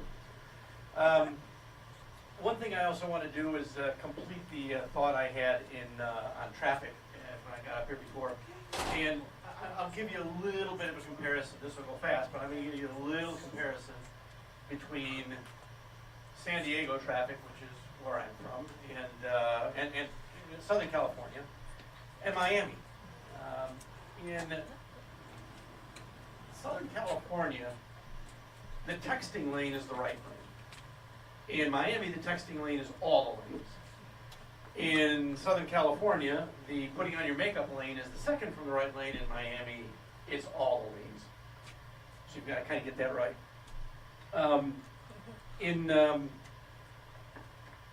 One other thing, you know what, I'm not going to cover that now. I'm just going to move things along. I have one other thing about the first time I got arrested, but I don't think anybody wants to hear that. I So- know. You want to hear about the first time I got arrested? Yeah. There have been more than one, so I can do the first or the second time. First time I got arrested, what happened was I got taken in by a cop when I was 10 years old for blowing curfew. I was on my bicycle on Chicago Avenue, which is kind of where I come from, the Chicago area. And so I was out when I shouldn't have been. It was 5:30 in the morning and curfew didn't end until 6. And so the cop took me to my parents' house and presented my bicycle and me to my mom. And said I'd been breaking the law. And then she explained, look, he had to be where he had to be because he is an altar boy. So that's the reason I was on my bike. And why I was motivated to do that, I think a lot of people don't understand. An altar boy is actually a paid position in some cases. And one of those cases is when you're doing a funeral, the other is when you're doing a wedding. And so if you're doing a wedding, you get a pretty good sized tip. You get a big tip when you're doing a wedding if you laugh and if you kind of party along with the attendees and the couple. If it is a funeral, you get a big tip for not laughing during the funeral. And if you're cute, you get the priest's big tip. So, anyway, that was the first time. I won't cover the second time, that's a longer story. And it really was an arrest. So, what I wanted to do is just remind you all, please, please, please follow the 1 drink minimum, or as I said the last time I was up here, the 4 drink minimum. Remembering that the more you drink, the funnier we get. So please do that. And then I'd like to introduce, since Cotton's gotten tired of going up and down the stairs, and I don't blame him, I'm going to introduce our next open mic person, someone who lives nearby and is an awesome, awesome friend of Cotton and I. And her name is Talita Argument.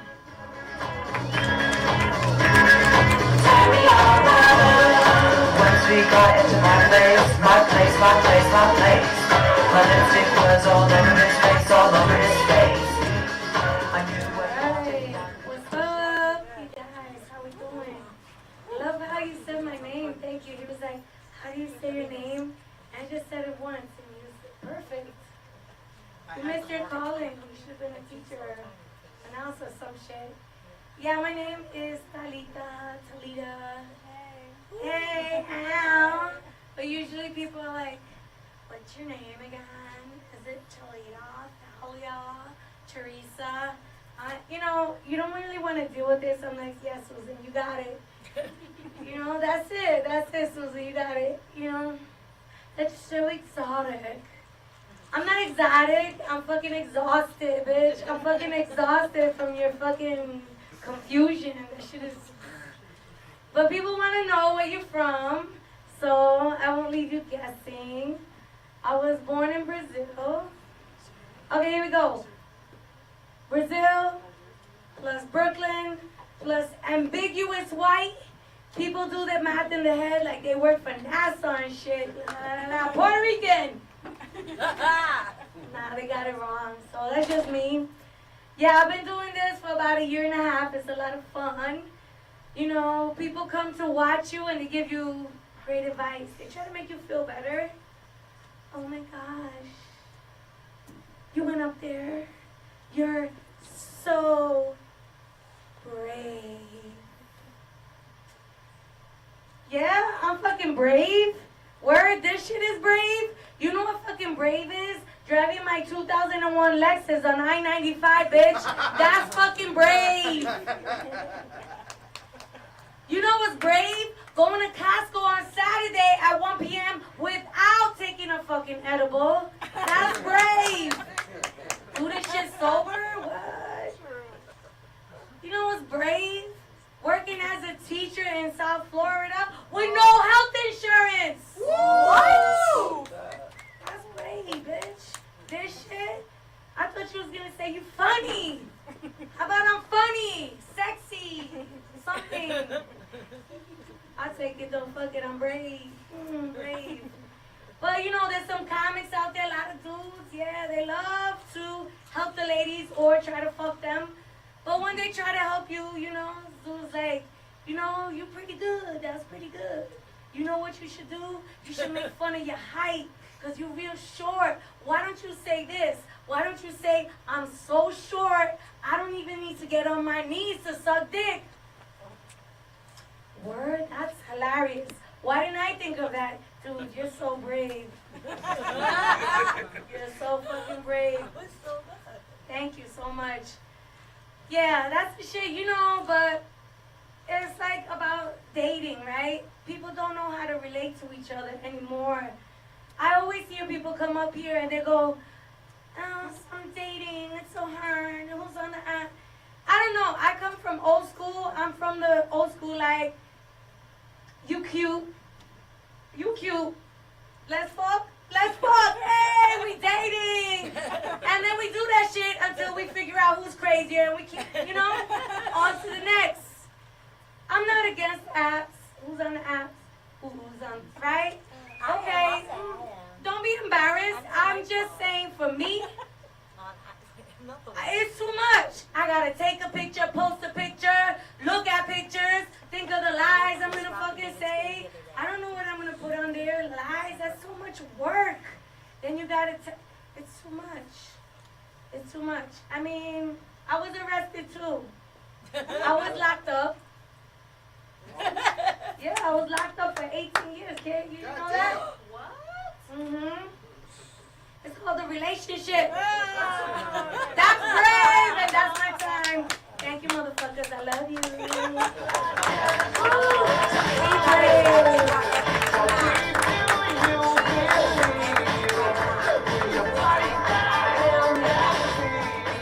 You want to talk about brave? No, I'm not going to do it. I was going to say something gross and ridiculous about anal. Do we want to hear more gross, ridiculous jokes about anal?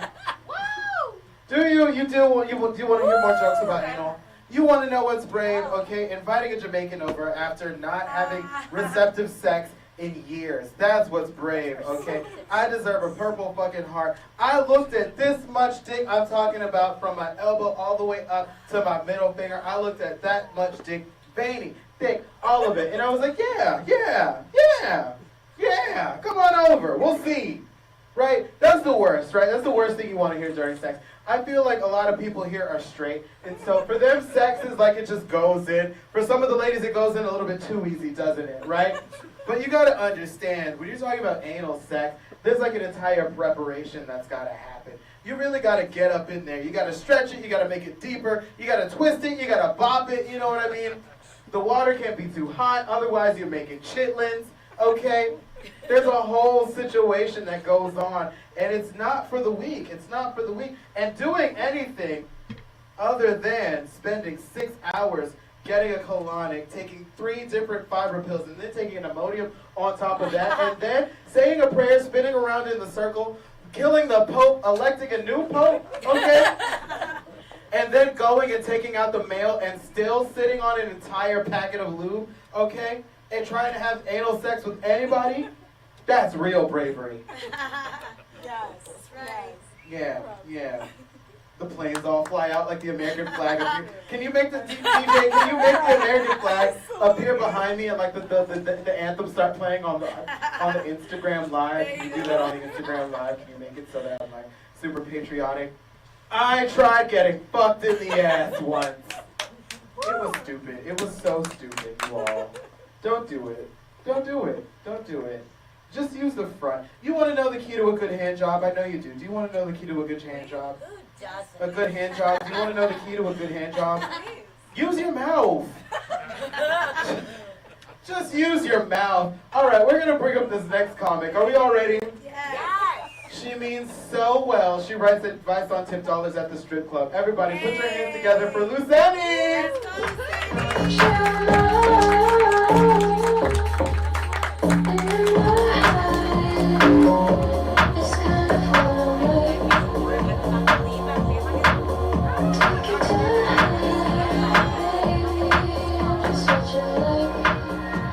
How you guys doing tonight?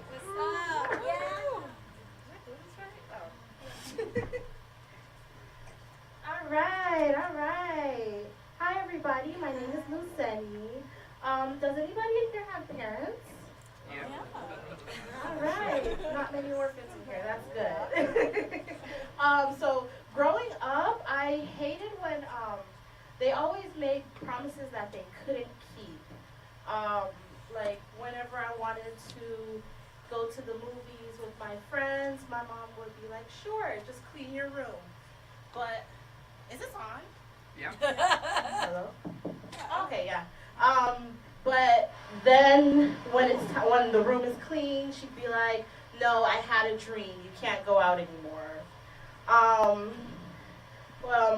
remember anytime I wanted to go to trick-or-treating for Halloween, you know, she'd be like, yeah, of course. But then I would end up at Hallelujah night at somebody's random church. I don't know if that happened to you guys too.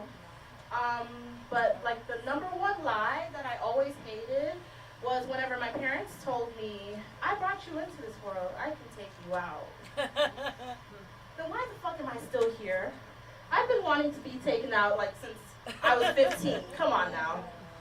Pick up the speed. Do I have any Caribbeans in the audience? Or any first-time Americans? Well, I'm Haitian, and growing up, it was always only 3 things that we were allowed to do. L'église, l'école, la caille, which translates to church, school, and home. And anytime I wanted to hang out with my friends, my mom would be like, friends? You don't need friends. Jesus is your friend. Okay, Mom. And they want you to become one of 3 things. Either a doctor, a lawyer, or an engineer. But I went to school for art. Do I have any artists in here? Woo! Woo! Yes! And my mom would be like, what? You can do so much. You have my brain. And it's like, okay, Mom, then why can't I do simple math and fractions? Help me with that. No? Okay. So I'm going to keep drawing. And don't even think about mentioning crushes around them. Anytime. I remember she overheard me talking about how cute Bow Wow was. And she was like, don't bring home any babies. Oh my God. What are you talking about? He's a rapper. He doesn't even know me. I'm just scribbling in my notebooks. But growing up, a lot of these rules have followed me into adulthood. But now it's just travail and lakai, which translates to just work and home. And now my parents, they have the audacity to ask me for grandchildren.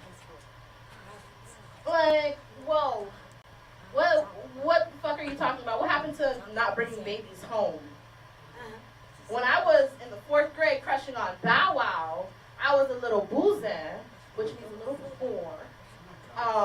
But now you want to be a grandparent? It doesn't work that way, Mom. Anyways, we're in Miami. Like, I'm trying to be on my city girl shit anyways. The last guy I was in a relationship with, he was perfect on paper. My mom would have loved him. He was tall, handsome, had a great job. Damn near Obama. And, you know, he knew how to make me feel like a woman. Like Michelle Obama, you know? But a few months into the relationship, I found out that he was married. With kids, you guys. His own Malia Sasha. Like, how could he? But I decided to do what any sane city girl would do. You know, I faked the pregnancy. Yeah, you know, had to make sure he was tossing and turning at night, couldn't go to sleep. And I know for sure his wife was asking, babe, what's wrong? Is everything okay? And he's like, just work stress. Knowing damn well he had a baby on the way. A little Obama Nisha. Or Farquan? I'm not sure. I didn't decide, you know. Why would I go through with that? But, you know, moral of the story, don't freeball in my coochie and waste my time. Thank you, that's my time. Have an amazing night, you guys.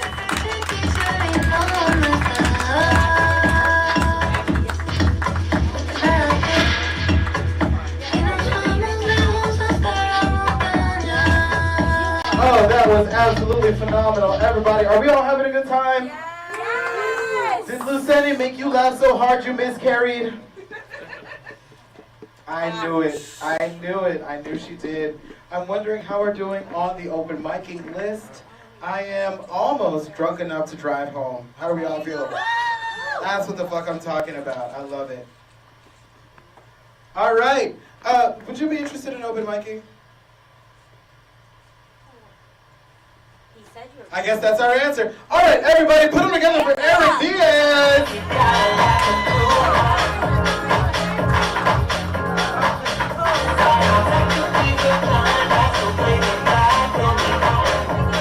Got it, guys. There we go. Kind of kept it going for himself, though. That's the kind of self-love we all need, guys. This is actually my first time in this room. It's really nice. I think it's actually pretty dope. I especially like the way that they keep piping in the ambient ocean noises. If you're quiet, you can hear it. It sounds like my sleep machine, though. I love it, though. It lets you feel like you're close to the ocean, which we are, so that's cool. Actually, pretty proud of myself. I paid off a $10,000 credit card balance today, guys. True story, true story. Thank you, thank you. Yeah, I paid it off with another credit card. Yeah, 12 months interest free. We'll worry about that shit in 2026, guys. That's next year's problem, not today's problem, okay? You see, have you guys ever been blessed by a homeless guy? Anybody? You chuckled, you might have been blessed by a homeless guy. You know what I'm talking about, sir. I'll explain. This guy asked me if I could give him any money. I said, sorry bro, I don't carry cash anymore. He said, it's okay. Be blessed. I'm gonna pray for you. I said, no offense, man, but I don't think you're the one who has God's ear. I'm just saying, I don't think his prayers are at the top of God's list, though, if you know what I mean. Like, he'll probably get to them, though, but it's not like VIP status at the moment. I was like, hey, look, bro, it's cool, you know, but I happen to be an atheist, though, so just don't worry about it. Like, just in case, I don't want the first time that God hears my name coming from Buddy. Like, just do our own thing, though. Just worry about yourself. I was actually told this joke before, and I sent it to this famous New York comic who does reviews, and he said, Eric, that joke's problematic. You can't call them the homeless, okay? You have to call them the unhoused. Has ever heard that before? The unhoused. Yeah. A lot of times I get that reaction because I was thinking the same thing, like, shit, I just stopped calling them bums. I thought I was being politically correct calling them the homeless, though, man. That's the thing, though. Political correctness moves so fast that by the time that I get used to calling them the unhoused, somebody's going to be like, Eric, that's problematic. You can't call them the unhoused. They're called the indigenous people of the streets. And this is their land. We're just here visiting them. Okay? You just take memories and leave footprints or whatever the fuck white women say. So, yeah. Now someone will even ask you to Venmo them. You ever had that before? One guy had a slogan and everything. He's like, no cash, no problem. Here's my Venmo. There you go. Like, I was like, whoa, dude, no. Like, he brought out an iPhone 16 Pro. I was like, man, I got an iPhone 12, dude. You should be Venmoing me. Like, you might be unhoused, but I am unemployed. I'm a comic. We don't get paid, guys. Like, what the fuck? No, I can't be doing that, man. All right, now someone will ask you for food, which is cool. Like, I'll always buy somebody a meal instead of giving them cash and stuff. But some of them are getting a little overzealous, okay? Like, I was walking into Flanagan's the other day, and a guy said, hey, can you get me a rack of ribs? I'm like, wow, bro. First of all, with ambition like that, how are you still homeless, though, man? Yeah, the Republicans were wrong, though, dude. 'Cause, I was like, no, bro, I can't be out here treating you like my date, man. Like, he said, well, I'll give you a hand job. I said, bro, that's even crazier, man. Like, what kind of sides do you want with those ribs? Baked potato, loaded. I'm gonna be honest, like, I don't like being critical of the homeless, though, but that hand job was dry. It was dry, guy. I was like, you got a hot two on that thing, though, dude. Put some love into it, though, you know? No, I actually, you know, I get some slack, though, because people are like, Eric, you're punching down on the homeless, right? And for the record, I would never punch down on the homeless, okay? I might kick them. Because they're usually low. No, guys, again, disclaimer, that's a joke. It's a joke. Don't cancel me yet. I actually do support the homeless as much as I can. Not voluntarily, they just break into my car a lot. They always take some shit you know they don't need either, though, like a car charger or a resume. Yeah, now one guy actually, he did break into my car, and he took a bunch of stuff. He took like my cologne, he took my hairbrush, he even took my blazer. And I was like, man, you know what? I hope that's what he needed to get his life together, though. Like, he just went out the next day and started applying for jobs. He's like Will Smith in The Pursuit of Happiness. So he became a stockbroker. Well, it's Miami, so he probably became a realtor and sells bottles. Yeah, you could call him now for a table service at Live if you need it, guys. Hey, thank you very much, guys. That's been my time. You guys have been an amazing crowd. Pick up your shovels, get up the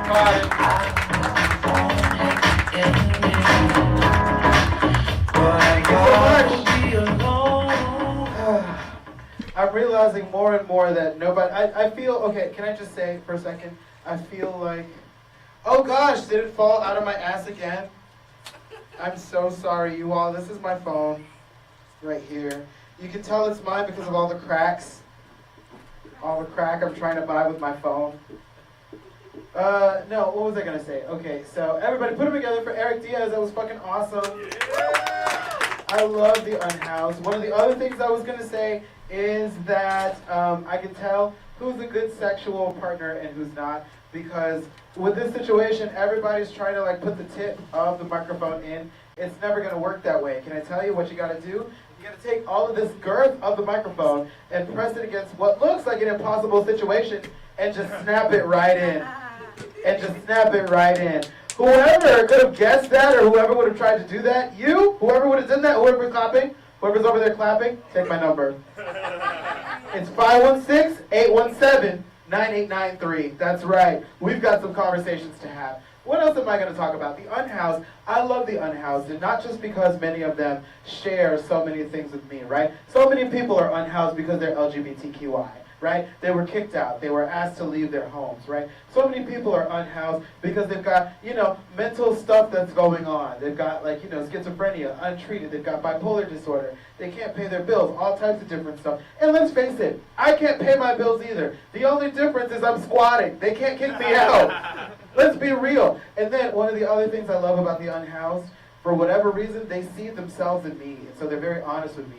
My car is very bad. My car is very, very old and very bad. My car, if somebody stole it, they would return it with advice. My car is awful. My car, a lot of people have a push-to-start car, right, with these new buttons or whatever. Mine is a pull-to-start. You got to hold the brake down and then yank a string, right? That's how my car starts. It's not a great car, I'll be honest. I was driving, real story. I was driving down the street, a street that is very popular, and as such it is populated by people who are unhoused. Either they're unhoused or they're panhandling. Maybe both, who knows, whatever, you know what I mean? I can't judge somebody for how they make money. I talk about my butt into a microphone. And then when I'm not doing that, I'm playing ambient sounds for everybody. So I'm driving, I stop at a red light, and this guy, okay, so a lot of times when people are unhoused, they're dealing with all types of different crises, you know what I mean? Many people who are unhoused are suffering from mental health crisis, right? And the only difference is, because we have a home, because we have people we can lean on, because we have all types of different resources, we get to have those moments privately, right? They have to have those moments publicly. This man is having a private moment in public. He hears my car coming up, and he stops what he's doing. And he looks at me through my window that I can barely roll down, and he's like, "You got to get that fixed!" Do you know how fucked up your car has to be for somebody to power through the bees in their teeth and the government and the CIA chasing behind them to tell you how to run your shit?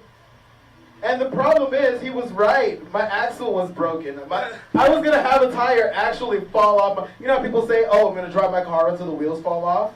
Right? Which is the reason my car is so bad. I own it. I got the title. I'm not paying any car payments on it. It's a used car, but it's mine. I am going to drive it until it kills me. You all understand. Am I the only one? Can I get a round of applause for no fucking bills? Everybody's like, oh my God, bills, bitch. The problem is, you want to be able to roll your window down and then just roll it right back up like this is fucking Norway or some shit. You want to be living in the future. What you need is a used car. What you need is a car that is older than the Obama administration. That's gonna treat you right. Why? No payments. I bought that car for $1,400 in 2015. Do you understand what I'm saying? I'm gonna die in that car. They're gonna bury me in it. Because what's the alternative? Payments? Wait, did you say you have a question? I said, no, you will die in that shit. I am! And they're gonna bury me in it too. Like, fuck a suit. Bury me in the car. Lower the entire car into the ground with me, right? Sitting right on the hood like this. I died happy. I died doing what I love, saving $4.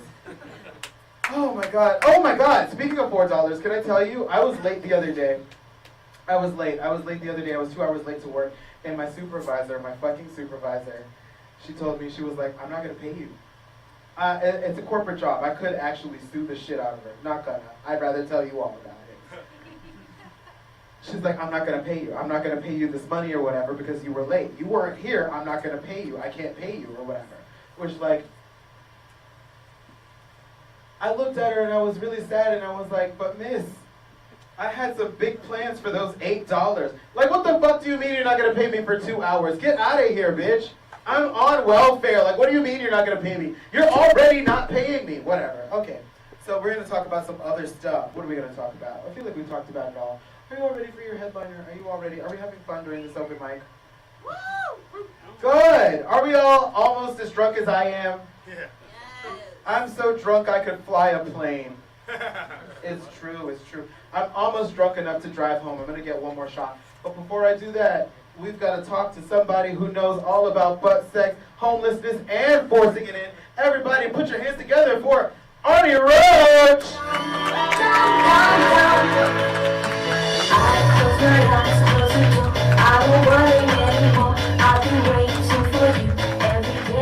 Sandbox, for the last time tonight, let's clap it up one more time for Cottonwood, guys. Come on. He is doing the Lord's work, hosting open mic comedy shows and the live comedy shows. And it's a Lord he doesn't believe in, which is interesting. My name is Art Roach, guys, and clearly I'm the hottest guy in Miami. Thank you so much. No need to clap for that.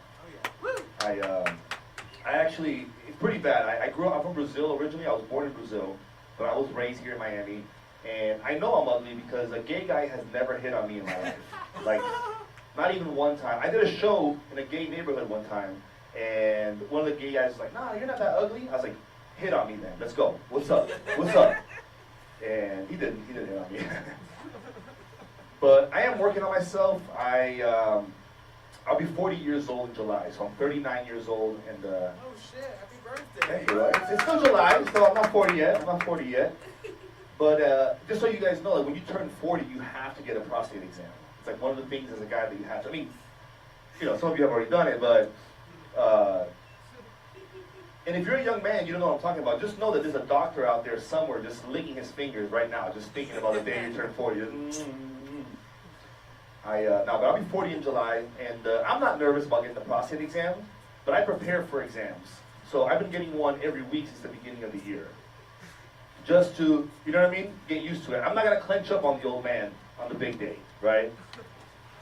Has anyone in the room done a prostate exam on themselves? No, no. Okay. I thought my insurance company was going to be happy about me taking care of my health, right? And they call me and they're all upset. They're like, all right, what the hell? We're not going to pay for this. Prostate exams can be done with blood work, which is bullshit. Don't believe that, because my veterinarian wouldn't be lying to me about this, right? Like, that's my ivermectin guy, sir. You know what I'm saying? Like, he got me through the pandemic, so.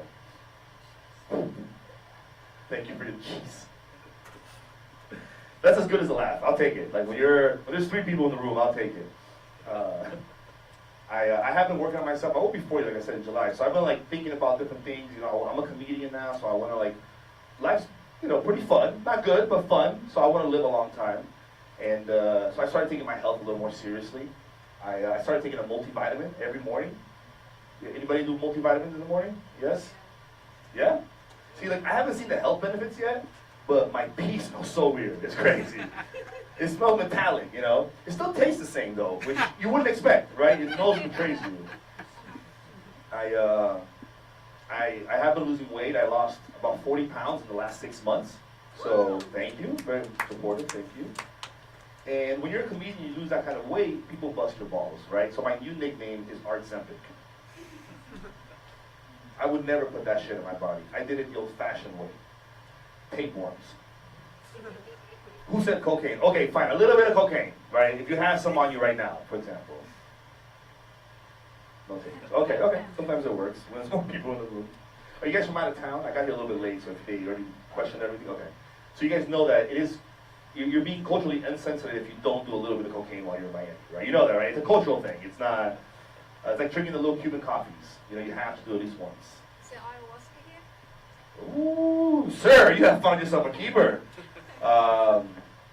It's rare that somebody calls my bluff and doubles down. That's pretty good. I mean, I guess there is ayahuasca somewhere.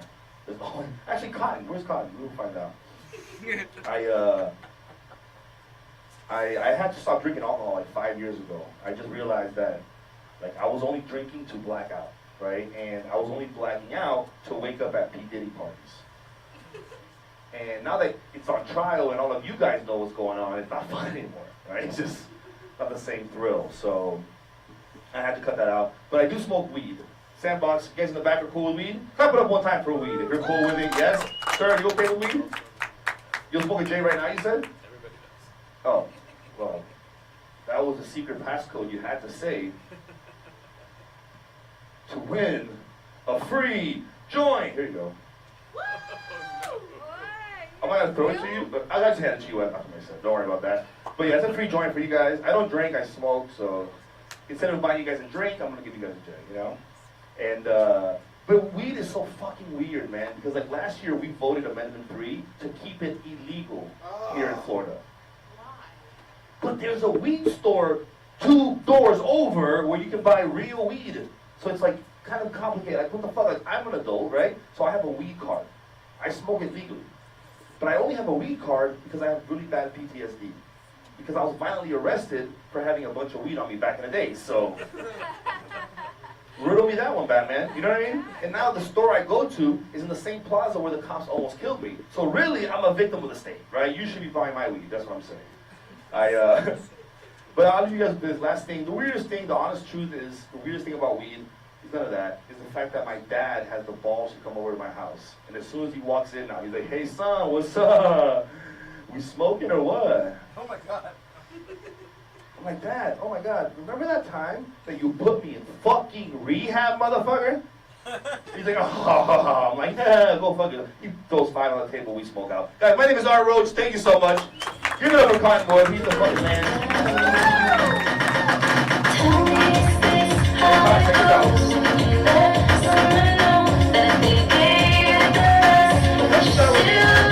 Don't start with me, Art. Don't start with me. Because if I start sending you foot pictures and you start telling people I'm the Diddy of the comedy community, okay, here in South Florida, then what? Then what? Then what? When I show you this stanky little balloon knot, alright, and I'm like, what are you going to do about this, okay, then what's your answer? Exactly.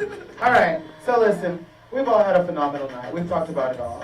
We talked about rehab. We talked about suicide. Okay? We talked about the Supreme Court. Okay? We talked about gay sex. So much gay sex. But not nearly as much as we usually do. So I want to tell all of you from the bottom of my heart, thank you. Unless you didn't go to the bar and buy a drink, then please get out. Other than that, you all have been phenomenal. You're the reason I do this. Give yourselves a round of applause because you're supporting live local comedy. Yeah. We do this shit ourselves. This music that you're hearing, I made it at home, okay? You gotta understand, none of this is being handed to me. All of it I am making from fucking scratch.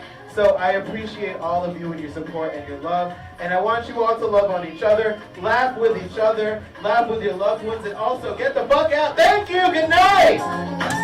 Make you better.